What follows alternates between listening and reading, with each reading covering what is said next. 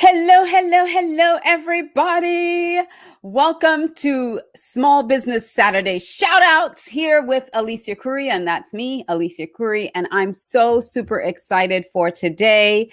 We have some amazing women who are running their small businesses that I am so excited to bring on. And first up today, and I want to make sure that I give each person this really great introduction so that they can have these for themselves afterwards. So first up today, we have Jennifer Horspool, Jennifer L. Horspool. She is a PR expert and global brand strategist. She is the founder of Engagement PR and Marketing. With 3 decades, and I'm going to talk to her about this because 3 decades of experience building and protecting brands from Fortune 15 to visionary startups with and without funding. Jennifer Horspool is a business growth expert employing her skills in PR, marketing, messaging, and media to grow companies from vision to multi-million dollars and turn brands around from old, stodgy, unknown, and unliked into the go-to resource for media and target customers. A certified business coach, global brand strategist, and renowned speaker, Jennifer launched Engagement PR and Marketing in 2015 and has since shared stages with A-list celebrities and renowned business gurus such as Christy Brinkley, Gene Simmons, Hugh Hilton, Bethany Frankel, Les Brown, Steve Wozniak, Kimora Lee, I know how to say this, Maura Forbes, Bill Walsh, Manny Lopez, and dozens of others. Jennifer is a graduate of California State University, Fullerton, where she studied communications, public relations, and health sciences. Today, she grows brands from regular to rock star to become the known experts in their industries. So I would love to welcome on Small Business Saturday shout outs, Miss Jennifer Horspool. Yay! Hey, Jennifer. Yay! Thank you, Alicia. You're welcome. What a resume you have working with so many great people. And before we got on, you were talking about, yes, you work from the small startups all the way to multi-million dollar, billion-dollar companies. And so how does that actually work? Well, everybody has a base foundation that's somewhat the same, but then every level that you go up, you have different problems, different strategies, different things that you're working on, right? The same thing that gets you, or the strategy, I should say, that gets you to 6 figures is a completely different strategy than the one that gets you to 7 figures, 8 figures, 9 figures, and then 12. It's debatable on whether a billion is 9 figures or 12 figures, which blows my mind, but whichever way, it's a lot of zeros. I can't count that many zeros. So once it's all gravy after a certain number, right? It's all gravy. It's a different way of thinking. I don't know. I just heard Amazon actually this year hit $1 trillion in revenue. Whoa! Wow! I have no idea how many zeros that is. Amazing! Amazing. Yeah. So Angelica says hi, and Bev is watching as well. Says hey Bev, hey Angelica. So tell us what PR is. Great question. So one of the ways I describe public relations versus marketing or advertising, right? We'll take both of those things. So in marketing, you're speaking directly to customers and potential customers, people who are going to buy from you. In public relations, PR, public relations is actually the relationship you have with your various publics. So that's your investors, your staff, your vendors, your customers, your clients. The difference between clients and customers. Clients buy from you repeatedly. Customers buy from you once. You're trying to get all of your customers to become clients, right? So there's a transition. Right. You're talking to everybody, your community, your tribe, if you will, you know what I mean? Your people who are your people, your geographic community, your society overall, and your industry. So each different group listens with a different ear because they have a different relationship with your brand. So in marketing or in advertising, you're actually purchasing space in media, and in PR or earned media, you're actually getting you're doing stories like we're doing now, like an interview, or you're placing actual stories, which is content in their magazines, their newspapers, their television shows, their radio shows. And that carries a lot more weight in building credibility, so that then your advertising dollars go further. And this is what we say: in advertising, you pay, and in publicity, you pray. Yeah. And you pray.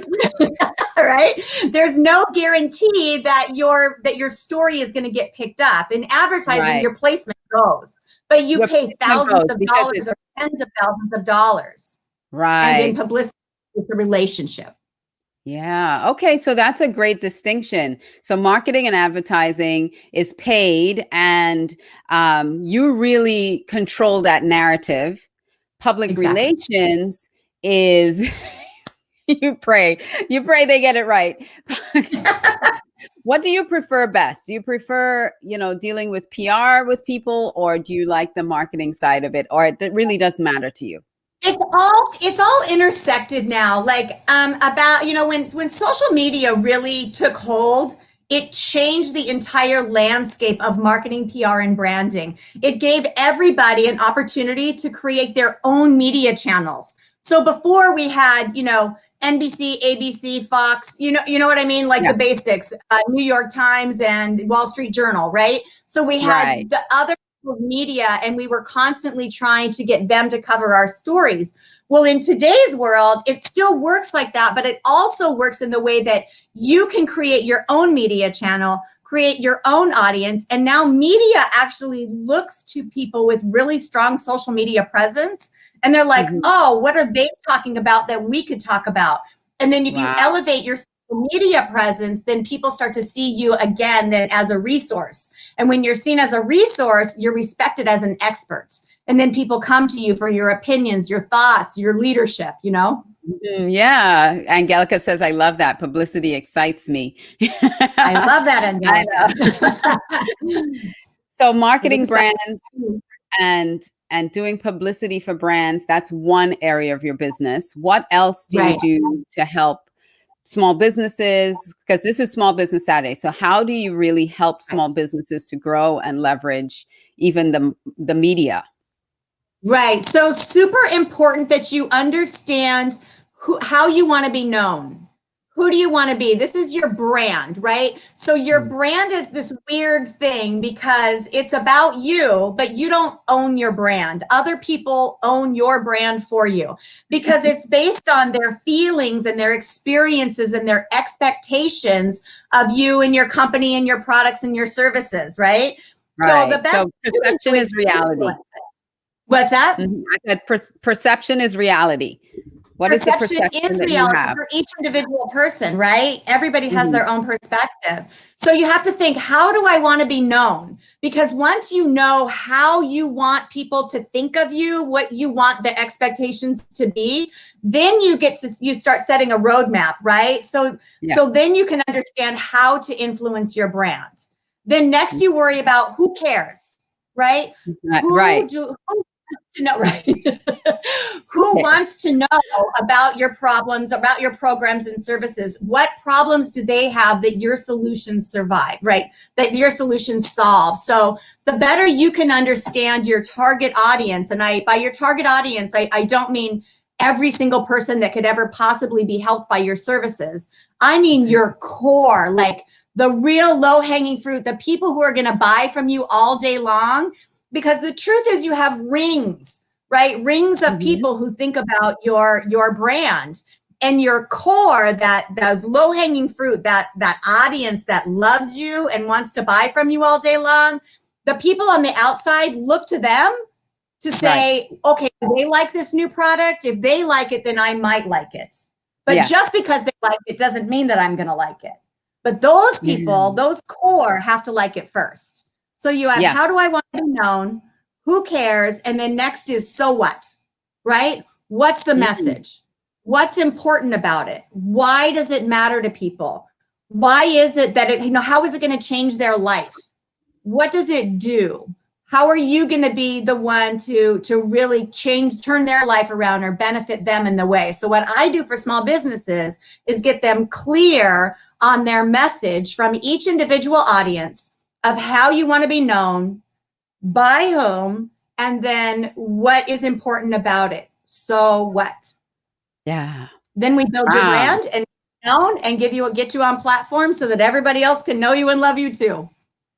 So I just put that across on the bottom. How do I want to be known? Who cares?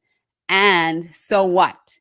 So building a brand, because I know, building a brand can really be one of the most difficult things you could do in your business, because it's really unpacking a lot of stuff and really creating what that message that you want to share with everyone.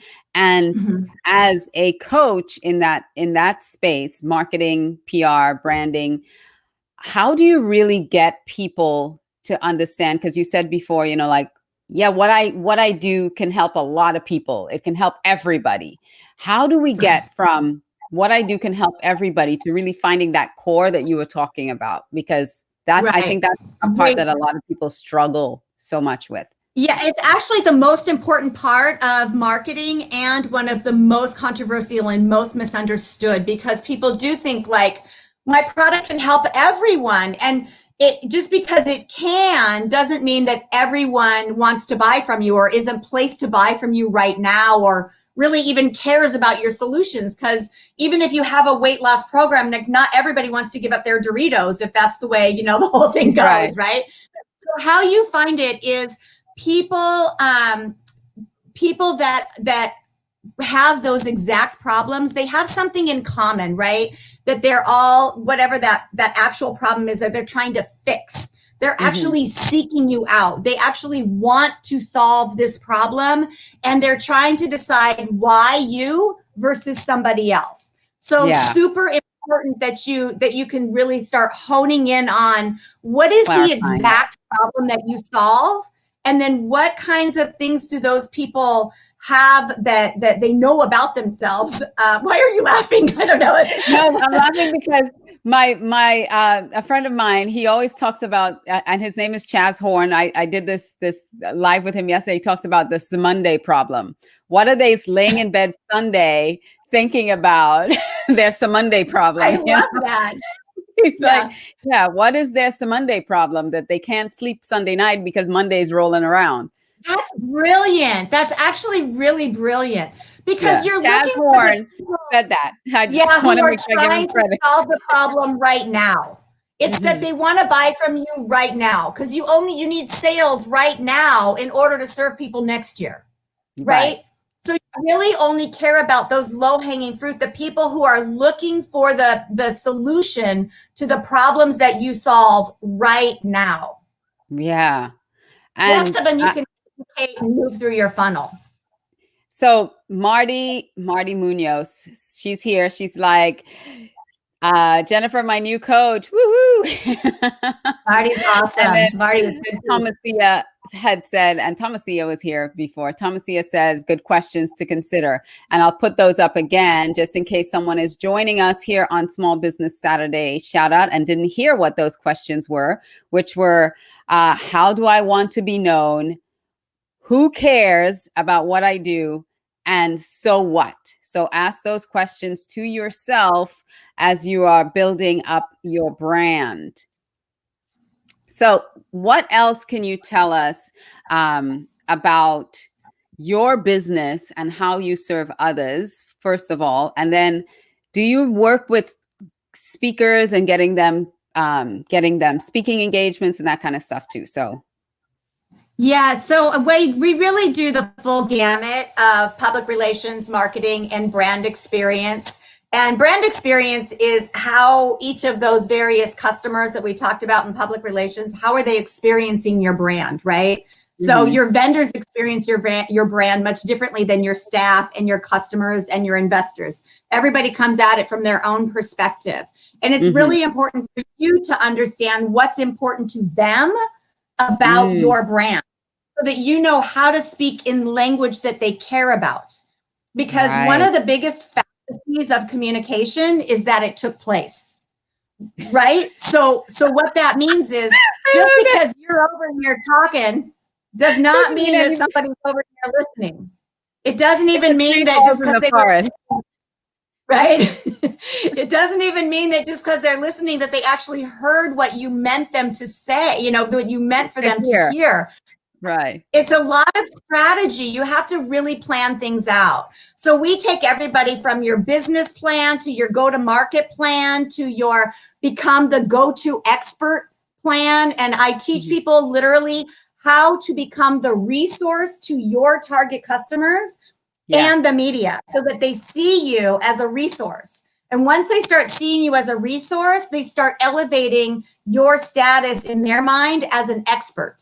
And people love to learn from the experts, right? We go to them for the opinions, with thoughts, like guidance, like what should we do? Or what do you think about this? What's important about the whole thing?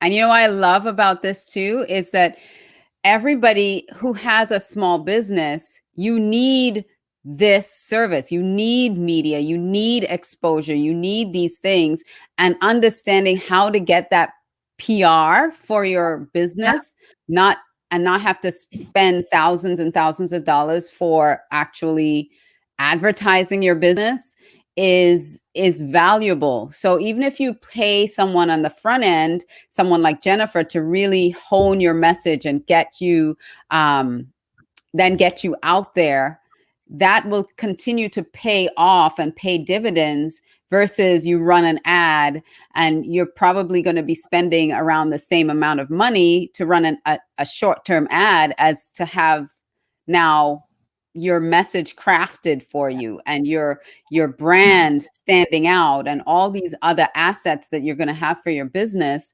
that you can throw that money into advertising. Yes, but PR and marketing has, I think, longer legs. You know, it carries so much further than just credibility, right? Yeah. When you have a really good PR campaign, it makes your advertising dollars go further. Because if you only start off with advertising and throwing money at ads and no one knows who you are, but you don't even have a character yet. You know, you don't even have a point of view. You're not sharing. And I want to just share like Geico. Okay, Geico is a company, and yes, it's a huge company. But if you look at their advertising campaigns, they have a point of view. They're funny. You know, they're quirky. They're not afraid to do something ridiculous and smart. And so if you don't take the time to kind of craft that kind of stuff for yourself and you just start throwing ads, then you just sound like everybody else out there and you're not really standing out. So creating this PR and marketing and brand, especially brand and brand awareness, helps you to stand out in a way that your competitors who are just throwing ads out there don't. Because now we know who you are, how you are, and we can really connect that to your message instead of just trying to create a nice, sterile message out there. Oh yeah, we do roofing, you know, or we do. Right, so does everybody else. Right, but what makes you different? So it's about creating that personality of your brand and then crafting a message and then doing your advertising so that it stands out. And when you have the PR with it, people know, like, and trust you. And they also have that authority and credibility factor because now you're on TV, you're in magazines, you're in all kinds of stuff, and it's not advertising. It elevates your status in people's minds, because if the media are looking to you for your expertise, they're loaning you their credibility to their audience. Right. So when you go and when you start doing research on somebody and you're like, oh, they were covered in this magazine, in this radio show, on this television show, over here, over there, and you get to see what they're speaking on and where other people consider you to be the expert. Right. So then that elevates your brand status. And I mean, the number one reason that businesses fail is because nobody knows them. Nobody trusts that they can solve their problems. and no one understands like really what their brand value is or what the value is what they're going to get when they work with them. So we have to elevate all of this in people's minds because it's a psychology thing, right?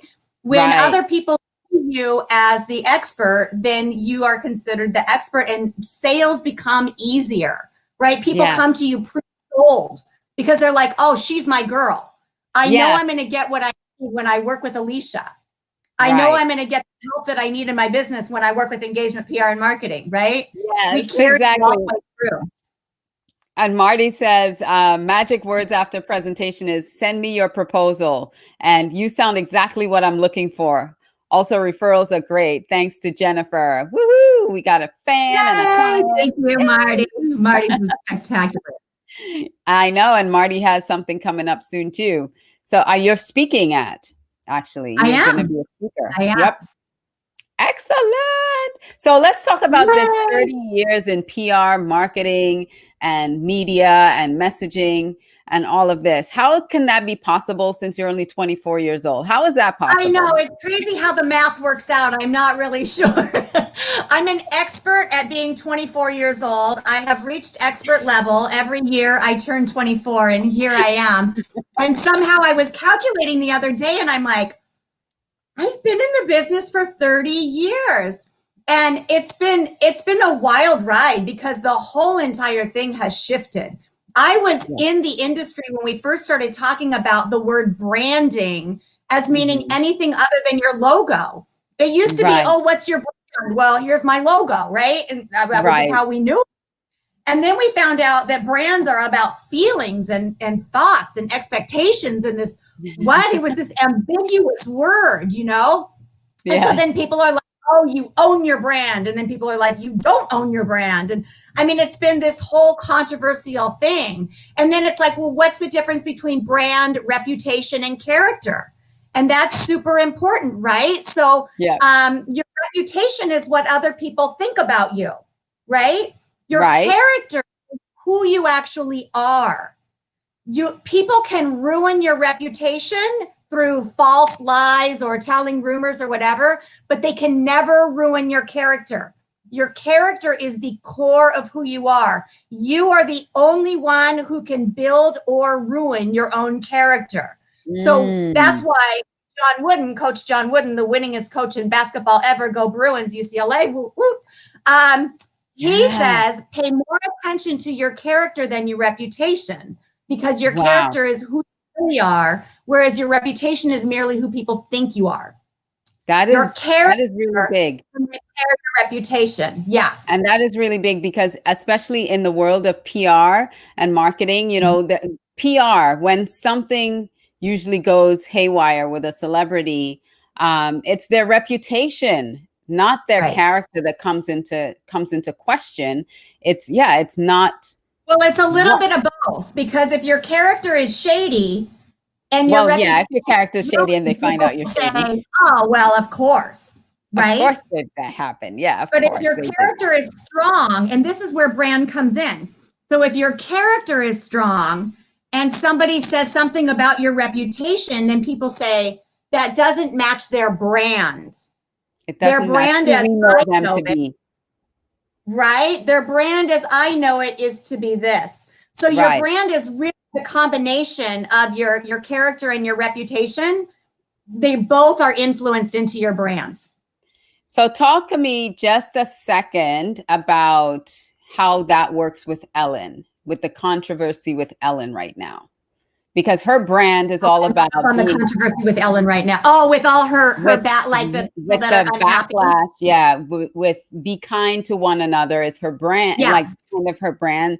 And now people are in a brand crisis right now. She's in brand crisis. She's in a brand crisis, and it's really because her brand was loving, fun, take care of everybody, care about the human race, right? Right, and everybody matters. And then they said, oh, except for our staff.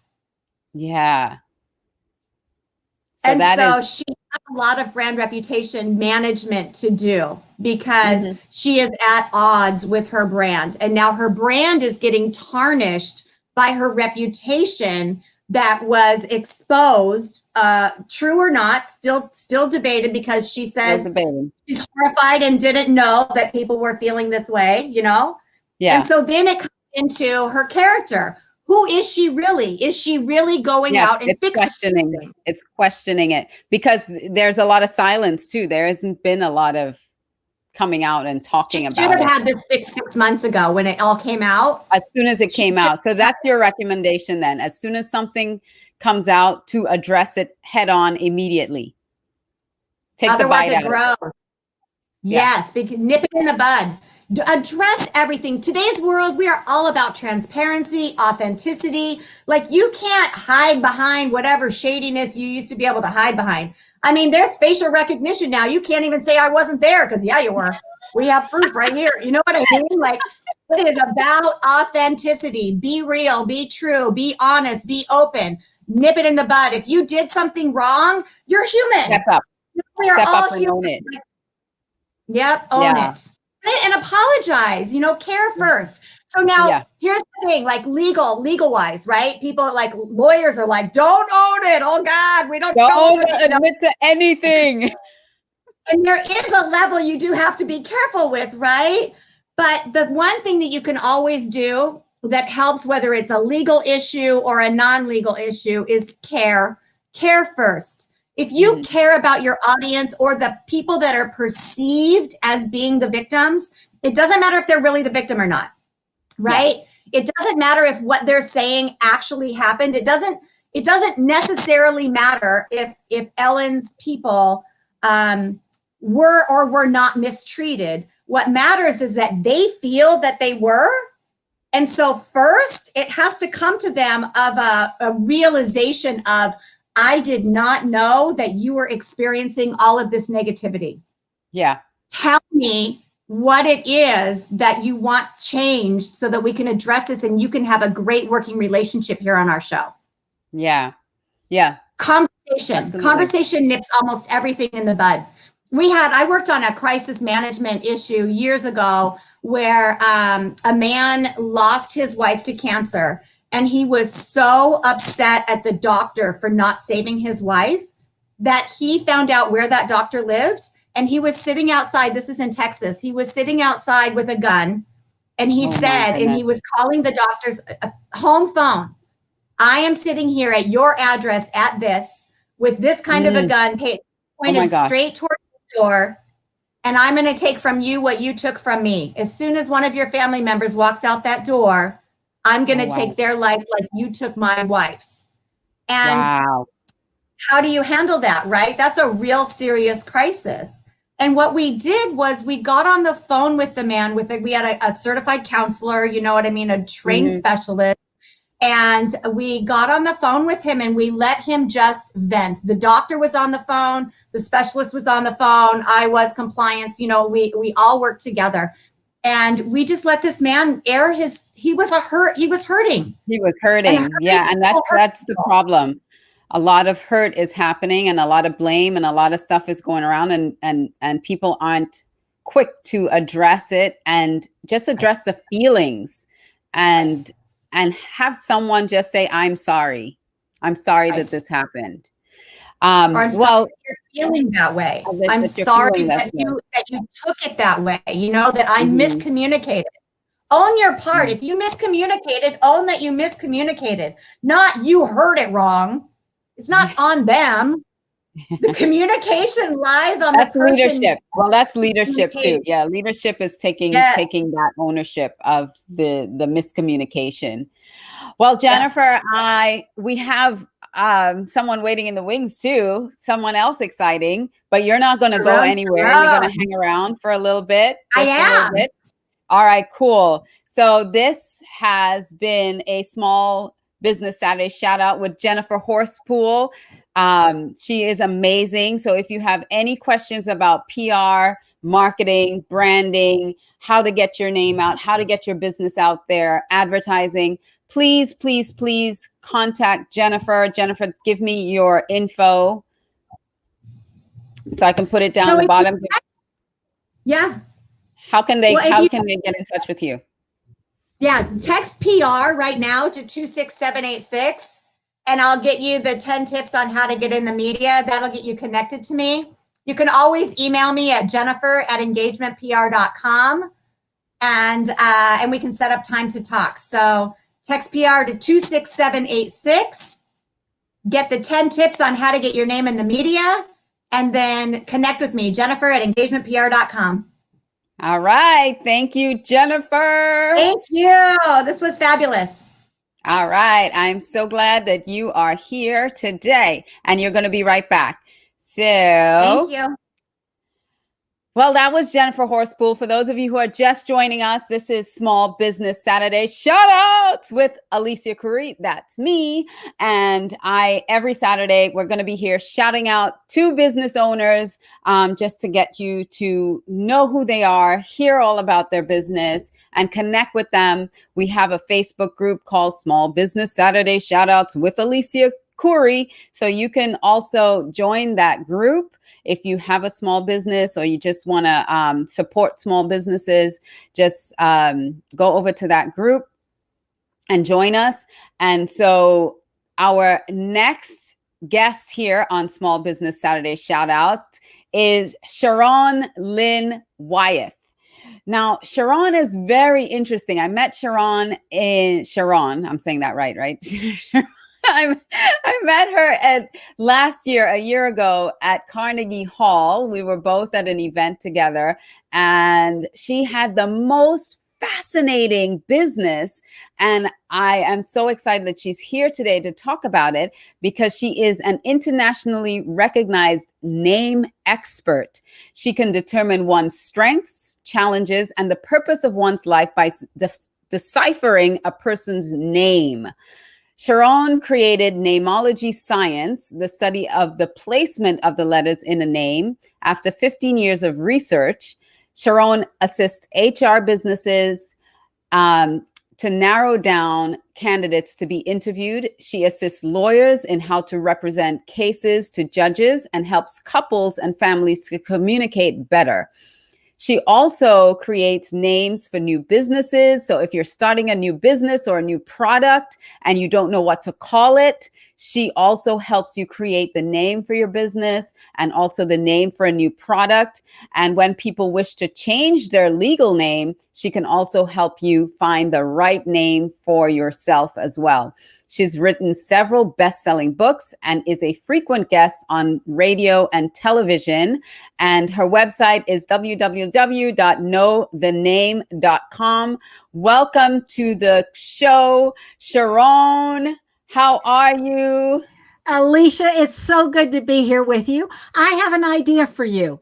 Yes. For your small shout out, for small businesses, I would like to add one word, and that would be a shout out for substantial small businesses, because they're important, and it's still all your SSSs, SBSSO. Oh, we got a Facebook user that says hi there. If you can plop your name in, because if you're in the group and you say hi, Facebook doesn't allow us to see your name for privacy reasons. So just pop your name in there so we can say hi back. So substantial small business Saturday shout out. Right, because we have purpose and we're helping or assisting a ton of people, and small businesses continue to grow. So it's sometime or another, it's not such a small business anymore. So as long as there's substantial small businesses, they're going to hang around. Yay. I love that. I love that. And I'm glad you have your name, your website there. So anyone who wants to get in touch with Sharon, it's knowthename.com. It's right there on her name. So how did all this begin for you? It was in my 7th year of teaching when we get the students' names. We have to put them in seating charts because we definitely want to let the students know that we're in charge. So we don't let them come and sit anywhere they want to. So I was 26 and I was putting all the children down randomly. That's what I normally did to make up a seating chart because you don't know them. But my brain was telling me, oh, don't put Joshua with Julie together. They're going to be clowns. You need those separated. They'll be okay. Stephanie's going to be stubborn. Put her over on the side. Derek's going to need extra help. Put him up close. And literally when I started my 4th class, all of a sudden it dawned on me, wait a minute, This is how I think once I get to know the students, but all I have is their names. So I went back and wrote down all of my impressions on every single student. And I said, I'm going to put it aside till winter break. I want to get to know the kids for who they are. And so when I read that 3 months later, I was astonished at its accuracy. So I said, okay, obviously my brain has picked up some kind of a pattern. How do I make what's one unconscious conscious?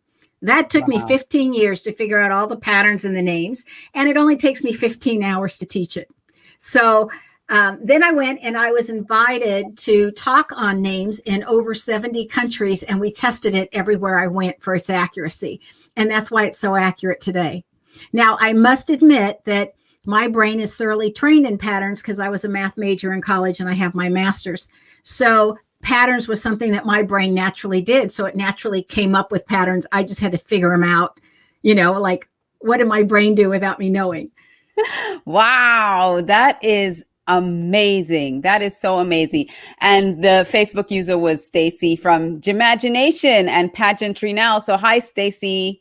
Thank you for joining us. So, you know what? Stacy, actually, her name was spelled Stacy the other way, and now it's Stacy this way. She changed her name to Stayc. Did that change who she was? It changes how she presents herself. So when you have a birth name, it says this is what I call your contract with God. This is your contract, what you came to experience in this lifetime and what you came to comprehend better. Okay. Because we come in as a soul with a lot of knowledge. So let's say the knowledge is E = MC squared. Do you know how to use it? Do you know where to apply it? Do you know how to tweak it? None of it. So if you want to comprehend E = MC squared, you're going to come down and want experiences that are going to help you do that. So every name shows 7 areas of where the soul would like to comprehend the knowledge that it already holds and when it's going to do it and how it's going to go about it. Okay. So when you change your name or the spelling of your name, it's now saying how I go about what I want to experience is changing, but the knowledge that I want to comprehend stays the same. So what Stacy did when she changed the spelling of her name, she said, I'm still going to be stubborn. I'm still going to be a workaholic. I still want to be the best at what I'm doing, but I don't want to need other people's approval in what I'm doing. I want to be more capable of believing in myself that I can do anything I put my mind to. And I want to make an emphasis that I'm in charge of me and nobody else is. That's what the changing of her spelling did. You need to comment on that one right there, because I think she has nailed you right on the head. That is awesome. Yes, she is amazing. She's a strong, amazing woman, Miss Stacy, with Jimagination and Pageantry Now. And then we also had Jennifer hang out so that you can come and talk about Jennifer's name, just to show how this science, how it's really a real thing, because people might be skeptical about this, and I want people to really experience this. And you've said, sure, right, Sharon? Let's do that. Oh yeah, Stacy says, oh my God, that's me. It's me. Yep. So is it okay to bring her back in now, or do you want to say some more? Okay, so we're going to know that it's the placement of the letters of the name that's important. So it doesn't matter what language it's in, as long as they're using our letter system. All right. Now I can talk for 2 hours on a name for everything I see in there. So I'm just picking and choosing, just so that everybody knows that's not it. Okay. So this is Miss Jennifer. She's back. So Jennifer Horspool. Are you nervous? Okay. Now you have to your own. I took that name back with pride. This is my name. Okay. So your name says that you're absolutely a genius at what you do, and that you're very intuitive. You may not have always been comfortable with your intuition. You had to grow into it more, but you're very, very intuitive. And it says also that you're a feeler. You come from the heart first. You kind of feel what's going on and around you. You register it first in the heart other than the head, that you're very organized, that you have a fabulous memory. You're almost anal retentive with your memory and the details, so you can drive people a little bit crazy and nuts. Okay. And so it also says that you don't like it if somebody's not honest with you. You don't want to give them a second chance. Okay. And that you got a rebellious spirit, ask you what to do, but do not tell you what to do. Okay. You're very independent. And what's really interesting in your name, besides the fact that you have aesthetics in your name, that how things look is very important to you. You can tell that's totally not in my name because I really don't care. But look at how gorgeous you ladies look. And it's in y'all's name that's important, and with their backgrounds and everything else. And me, it's like, oh, I just got through swimming. So here I am, hair pulled back. And I put on a t-shirt so you wouldn't see the bathing suit. It's so different of what's important. But Jennifer, in your name, it says that people naturally come and dump their problems on you because 1, you're a good listener, and 2, you give really good advice the majority of the time. So you are constantly solving problems for other people, and that's in your name. And you do it with a lot of love and a lot of nurturing because you want what's fair. And that's really strong within your name. Anyway, that's some of what your name says. Wow. Love it. Extremely accurate. Wow. So we had a question from Allie. Allie says, fascinating. How does one impact someone's life when they change their name when they get married? Okay, I love that. The first name is the essence of who you are. If you have a middle name, then you change when you're under stress, and now you're acting out from your middle name. Your last name represents your nurturing, who you're pulling into your world. So a lot of people call me and say, should I take that last name or not? And it's because it's who you're pulling into your world. So what I do is I say, okay, with your current last name, this is what you're attracting. And with the new last name, this is what you would be attracting. You decide which one you like. That's how the last name, if they change their name, it'll change who they're attracting into their world. And often you will find, not always, but often you will find that when somebody gets married, the women's friends slowly disappear and they take on the men's friends. Okay. And part of that is because if the woman took on the husband's name, they're now attracting that kind of person into their world more than who they were attracting before. Interesting. Very, very interesting. So did that answer some of your question, Allie? Let's see how that goes. So how do you work with companies and businesses? Well, I work with a lot of different business. Attorneys hire me to solidify their extraordinary courtroom reputations because most lack insight, screening skills, and their own legal secret weapon. So I help them win more cases, increase billable hours, and possess the secret to influence the judge in their favor, and how to select a winning jury. And the bottom line is I help them stack the deck in their favor. And then HR departments hire me to shortcut the hiring process because most are wasting time, resources, and personnel reading resumes, screening, and interviewing, only to continue to struggle with successful hires. So I help them hire right the first time, and that saves the company time and money while making the HR departments heroes of their company. And the bottom line is you'll have more long-term team members, because you get the right person in the right job. Right people. Yeah. And in that way, we're similar, but I do it much with different kind of science than you use. This is really fascinating to me too. So Stacy says, can pronouncing a name differently change its meaning? Yes and no. It's really the placement of the letters in the name that make a difference. And so that's it. But if you pronounce it differently, like instead of Sharon, I pronounce mine Sharon.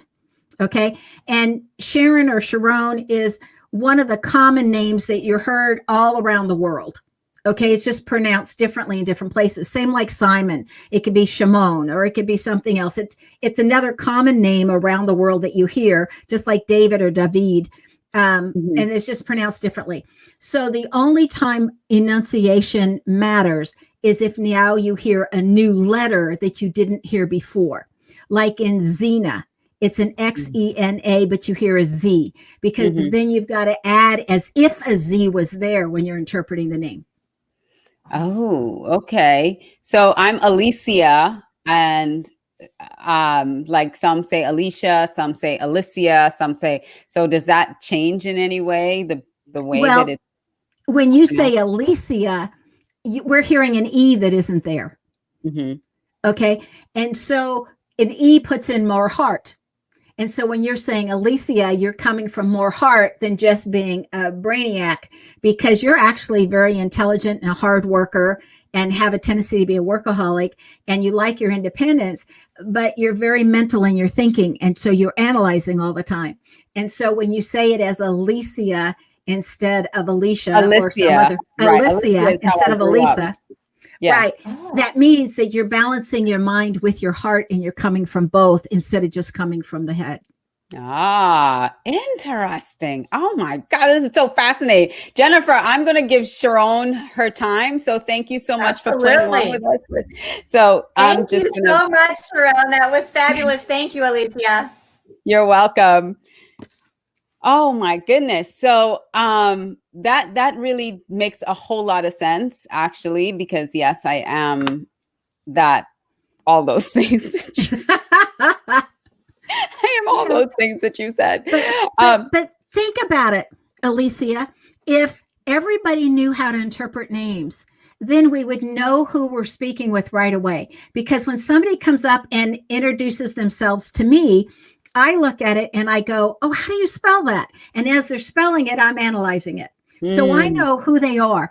And then in the first vowel of the first name is your communication style. So then I know if I would need to adjust to have better comprehension between us when we're speaking, because what's more important is to speak in their communication style. All right. It also tells me immediately, what do they need from somebody? What are they looking for if they're going to make that person a friend? And then it says, if you're going to be somewhere a long term in somebody's life, how do you make that a long term friendship? It says how they feel loved, how they show love. So like in a first vowel of an A, which some of you have, okay, some of the listeners have, in a first vowel of an A, what happens is these people show love by helping you with your work. If you're doing the dishes and they jump in and help you do the dishes, they're literally saying, I love you. I'm giving you my time to help you with your work so you can relax faster. Okay. Right.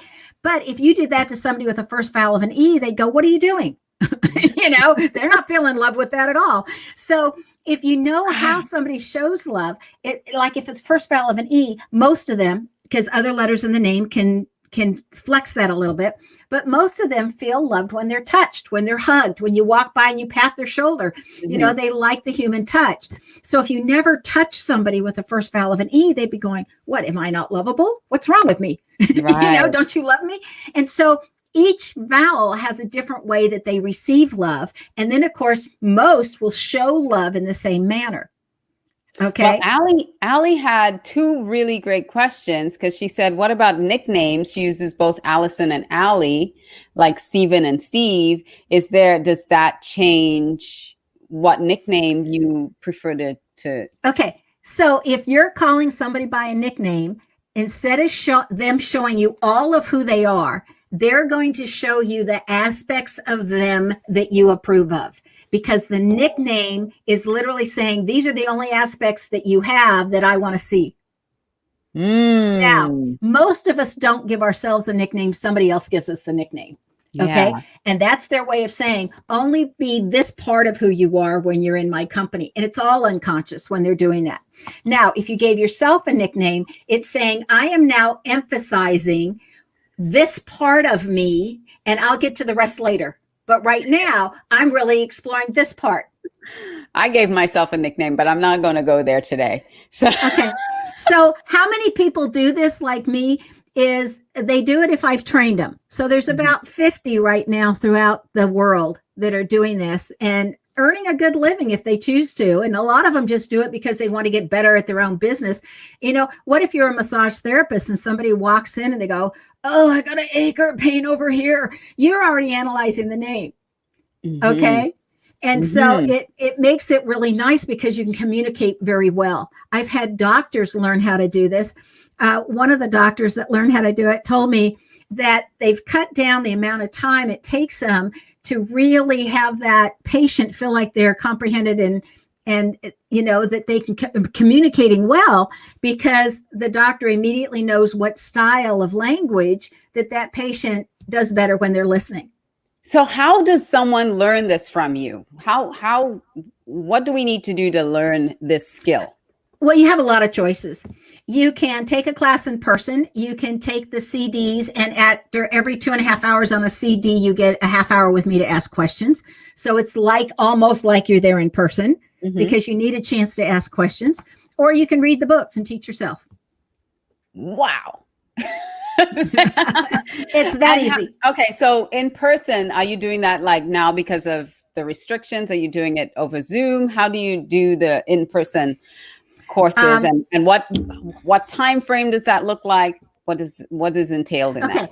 So there's different levels depending on what you'd like to know. So the first level 1, is 15 hours, and it gives you all the basics, and you can give a 1-hour reading at the end of that 15 hours. Okay. And so right now, the next time that class is being offered in person is not until March. Okay. Because of COVID, but you can take it on CD and still talk to me after every 2.5 hours. So you still get your own personal questions answered. And then level 2 is for those people that want to learn all the subtleties that are in a name. Okay. All that real deep stuff. Okay. And stuff that usually takes you a lot longer to find out about somebody. You have to know them a few years first. And then it also shows you how I choose juries, how I pick business names for them. How do I do product names?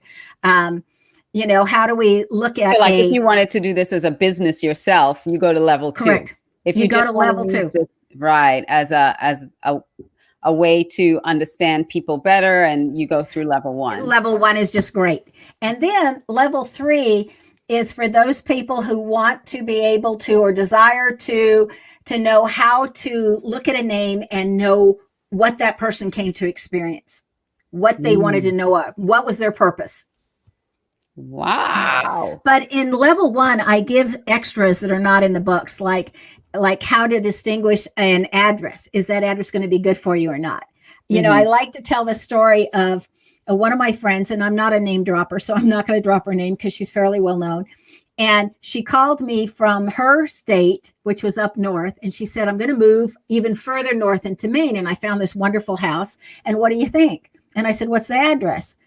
And so I looked at that address and I said, this house is a money pit. You're going to go broke living in that house. I wouldn't do it. And I said, okay, let's compare your name with that address and go up on these dates and you'll see what I'm talking about.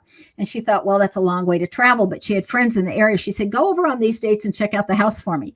And they did. And they said, the foundation is cracked. It has to be totally redone. You're going to have to lift the house up. The foundation's horrible. This is going to be a money pit. And she calls me back and she goes, how can you tell that? You're not even in either of our states, And I said, it's in the address. So then she said, a friend helped her out and said, why don't you come to Texas and I'll help you. So she gets to Texas and where she's going. And she realizes there's all these places for rent and the traffic's horrible. And she gets to 2 places to look at and she goes, oh my God, this is going to take me all day and all week. And by the time I see them all, they're going to be rented. So she goes, oh, wait. I know Sharon. So she calls me up and she says, here's a list of all these addresses that are for rent. Which one's the best one for me? So I looked at it and it took me about 15 to 20 minutes. And I called her back and I said, okay, this is the address for you. This is the best one. So she says, good. I'm not that far from it. She goes to that one. She literally walks in and she goes, oh my God, this is exactly what I was looking for. And that's the one she rented. And so why waste your time? It doesn't take me that long or anyone who's trained, on how to do this. And it's a time saver.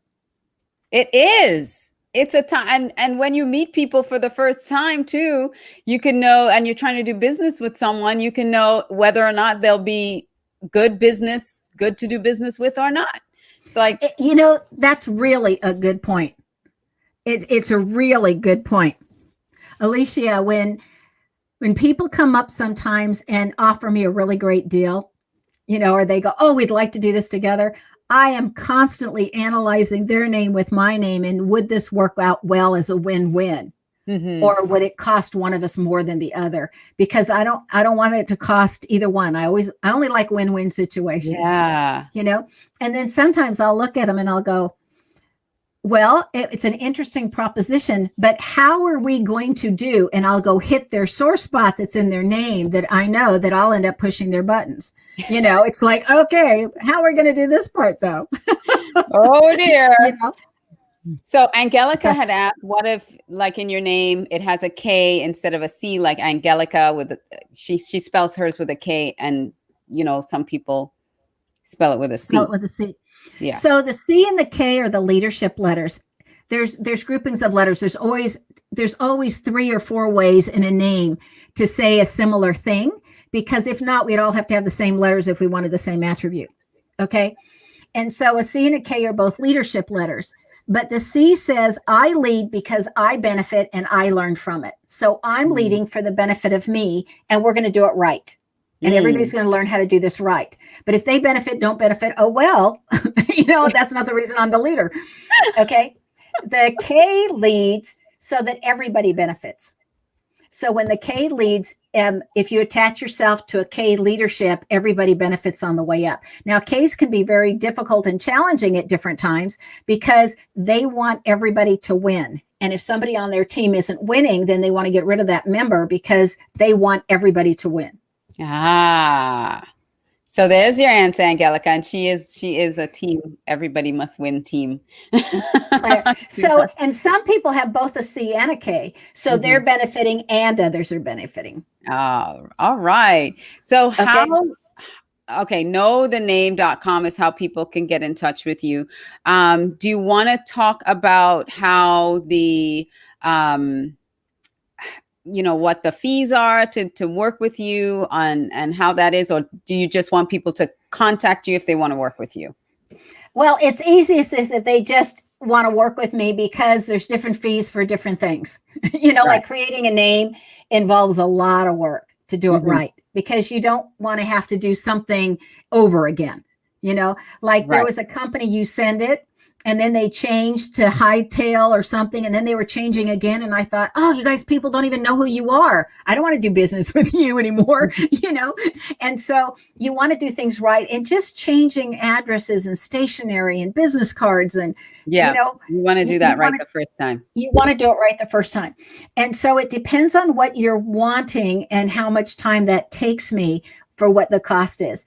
But I have held my prices down, and I know that my students have said, we're charging more than you are, so you need to raise your prices and for an individual session. And I said, you know, my person says, I have such fairness issues in my name. I want everybody to be able to get the knowledge that's in their name, so that they comprehend why they're here and who they are to such a deep level that's why about half the people that get a reading with me start crying. And it's really crying from soul recognition that, oh my gosh, I'm seen, I'm known.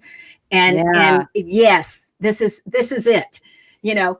And so do you do courses because of that? So do you do like just a course where we can just come and learn more about ourselves through our names? Do you do something like that? You wouldn't need a course to learn how to do that. You just hire me for a length of time, either a half hour, hour and a half, or 2 hours, because I could talk 2 hours on somebody. And then you wouldn't need to learn it for yourself. It's less time consuming and less expensive. You just have me do it for you. Oh, sweet. So Stacy had asked, she said your name and her name are very similar. She's Stacy Lynn Sharrow, and you're Sharon Lynn Wyeth. Does that? It means that it would be easiest for us to communicate and understand each other and get along very quickly. She's got stubbornness in her name. I don't have it in mine.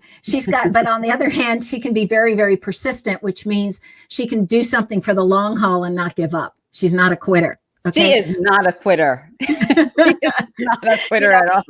And we both have freedom in our names. So we understand that we need alone time and group time, but that not to be insulted if we want to spend more time with ourselves, because we need that time to reflect and to balance ourselves out, you know, to make sure that our energy stays balanced. And so that's in her name. There's a lot of commonalities. When you have a lot of letters in similar positions as somebody else, it just makes it easier to connect and faster to connect. So Nicknames and first name shortened. So like Jen versus Jenny versus Jennifer. It just means that the JEN is the same for all of it. So those qualities are staying, but depending on who's calling you what, it's what part of you they want to see. Now, notice that one of those was Jenny with a Y. A lot of children are given nicknames that have Y on the end, like Bill goes to Billy and Christine goes to Christy, and there's a lot of Ys. And what that means when the parent does that is they're literally saying, I'm asking you as a child to change your behavior so it's easier for me to accept you and to love you and to be good to you, because I need you to adapt to me. I'm having a harder time adapting to you. Well, okay. So my daughter and I had some challenges growing up, and I call her Cassie. Her name is Cassandra. I call her Cassie, but we spell it with an I, not a Y. Okay, so that means Cassie needs a lot of attention. She's a bottomless pit. You cannot give her too much attention. Okay. It also means she's a little bit nosy. She wants to know everything that's going on. Don't you dare hold a secret out from her and not explain the whole picture. Oh gosh. Okay. Yeah. So, and okay, look at words within names. Okay. Look at her second, third, and fourth letter in her name. Second, third, and fourth. Yep. Hello. So sometimes she can be. And so when she is, you just have to look at her and say, hey, that's innately her. Yes, what are we going to do with it? And I did this to her. No, you didn't do that to her. Don't blame yourself. When there were still only 7 religions on the planet, and before I jokingly say that they multiplied and divided and everybody made up their own, okay? What the deal was, they all agreed on 10 things. And one of the things everybody understood at the beginning was that the incoming soul impresses upon the one that's going to name them what they want to be called. We name ourselves. And that name is our contract for lifetime. Now you can change it all the ways you want to, because it changes how you're going about the contract. It does not change the contract. Wow. I could talk to you forever. I love this. This is so fascinating and amazing. I'm going to invite you, if you'd love to be on my podcast, I'm going to invite you onto my podcast, because we talk to leaders and CEOs about leadership roles. And I think this would be fascinating to talk about. Oh, thank you. I would love to. Yay. All right. Well, that's our time for today. And I love this, Sharon. Thank you so much for reaching out and being a part of the Small Business Saturday Shout Out group, the substantial Small Business Saturday Shout Out community. We are substantial, and I'm going to put that in the name, Substantial Small Business Saturday Shout Out. You are a valuable member. Anyone who is a part of the group, you can continue the conversation with Sharon, find out about her courses, find out about her. Everybody's saying they love this. Jennifer said, wow, wow, wow, wow, wow. Find out more how you can incorporate this into your business, into your life, how you can get in touch with her, how you can know more about yourself. KnowTheName.com is the way to get in touch with her. And thank you so much, Sharon, for joining us today. Alicia, it was my pleasure. Thank you for the invitation. You're welcome. So, everyone, this is the wrap on Small Business Saturday Shoutouts. I hope you enjoyed it. Next week, we have another 2 small business owners that are entrepreneurs that are coming on to talk about their business. So support small businesses by joining us and hearing all about their business. And if you want to shout out your business, please join our community, Small Business Saturday Shoutouts with Alicia Couri here on Facebook. And just pop me a note. You can send an email to support@aliciacouri.com if you want to be on this shout out, or just put it in the group. Just write it in the group, and we'll send you the link to book yourself for this Small Business Saturday shout out. So Today was amazing with Jennifer Horspool. Thank you, Jennifer. And Sharon Lynn Wyeth. Thank you for joining us. And everybody have a fantastic weekend and enjoy the rest of the week. We have a great week coming up. It is the final full week of September. So make it a good one. All right. Talk to you soon. Mwah.